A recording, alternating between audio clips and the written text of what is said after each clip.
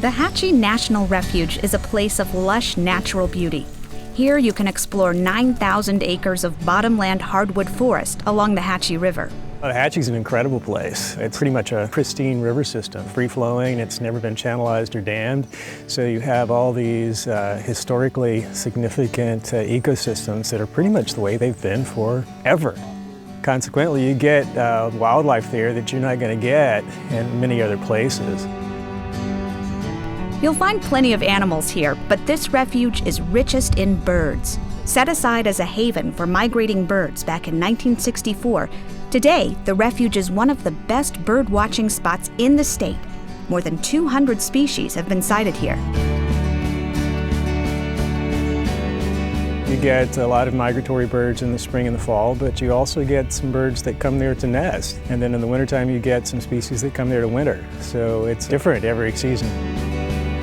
That makes this place perfect for the annual Hatchie BirdFest, a weekend event that's drawn hundreds of bird lovers from across the region, including my own family.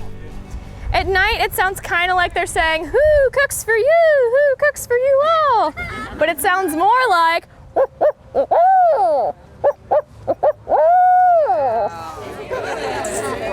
Been practicing that, yay.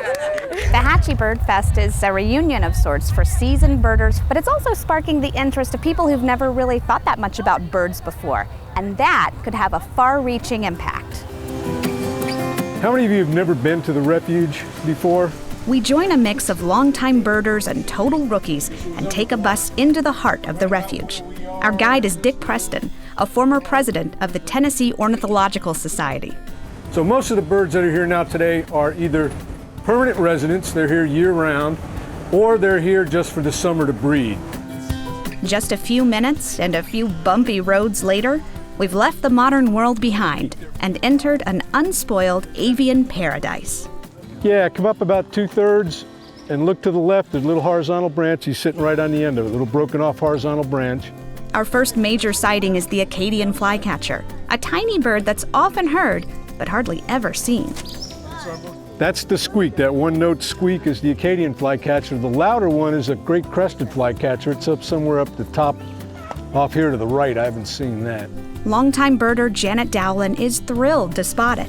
She hasn't been to the Hatchie Refuge in decades. Coming out here was one of the things I did with my dad, so to be able to come out here with him today was pretty neat. Janet's obsession with birds began when she was 8. She says their appeal has a lot to do with their lack of boundaries. I mean, it's just something that flies. You know, people, I think, if they had a power, they would like to fly. Next, we catch a glimpse of the elusive Mississippi kite. This pale gray hawk is a favorite among birders, and today, its graceful aerial acrobatics do not disappoint. Our last stop is O'Neill Lake, where we spot a profusion of feathered friends, from purple martins to bluebirds to Canada geese. We even find a nest of killdeer eggs nestled in some nearby rocks. And Mama Killdeer lets us know she is not happy about our presence. Look behind you. The killdeer's broken wing display gets everyone's attention. This kind of excitement is what's made the drive from Georgia worthwhile for conservationist E.J. Williams. You know, I've made wildlife conservation and bird conservation my career, but if other people don't catch that passion and care, then it really won't continue. And of course, what's also wonderful is to see children and young people get interested so that we've got a new generation to hand this over. That's why Rachel Curtis is here from Brownsville with her son. He's taken an early interest in birds. Woodpeckers, hummingbirds, cardinals, winds. Those are just some of the few that we've noticed outside our house. Rachel is hoping today to expand his horizons. He loves the eagles, the owls, the hawks and falcons. Those are his favorites. As if on cue, our hike ends with a thrilling finale when a bald eagle soars over the lake.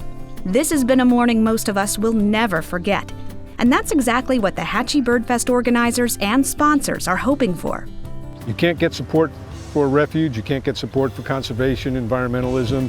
It's an abstract until people actually go out and experience it. Is once people become aware of birds and become aware of the conservation challenges that birds face, then they become aware of the larger conservation issues, and then there's a chance that they're going to become active in the conservation community in one way or another.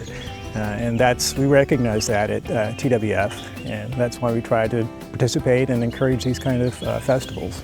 We can do our part as bird scientists and conservationists, but we also have to have people. We have to have bird watchers, and we just have to have people that appreciate birds so that we have places like Hatchie Refuge. And if the smiles on these birders' faces are any indication, this BirdFest has won the refuge a few hundred new fans. I'm Lindsay Ferrier on the Wild Side.